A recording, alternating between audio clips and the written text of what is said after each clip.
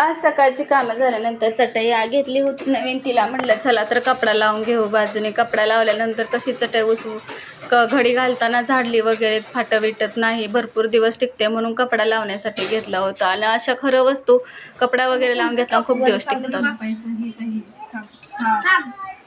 बोला तुझा ना तिथं कुठलं कापाय सांगा पटकन.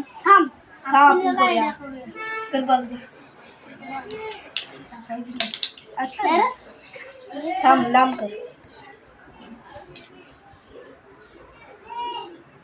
कुठलंच नाही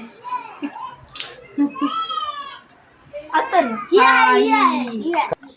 आणि खरं तर हे कलिंगड आणलं होतं आणि हे चिरण्यासाठी पोरांचं बघितलं कसं चाललं होतं म्हणून खरं कापायला घेतलं होतं. आणि आता उन्हाच्या दिवसात हे कलिंगड हे असे पदार्थ जास्त फळं वगैरे खाल्ले पाहिजेत. पाण्याची शरीरामध्ये पाण्याचं प्रमाण कमी होतं, त्यामुळे कसं कलिंगड तर किडनीसाठी खूप चांगलं असतं म्हणून भरपूर उन्हाळ्यात हे पदार्थ टरबूज कलिंगड असे पदार्थ खाल्ले जातात. त्यामुळे आपल्या शरीरातील पाण्याचं प्रमाण व्यवस्थित राहतं. आणि संध्याकाळच्या वेळी मुलांचा असा अभ्यास चालला होता, मस्तपैकी दोघंजण आपापला अभ्यास करत होते आणि मला स्वयंपाकाची तयारी करायची होती म्हणून मी स्वयंपाक करण्यासाठी घेतला होता. अधूनमधून त्यांच्याकडं पण लक्ष होतं थोडं थोडं.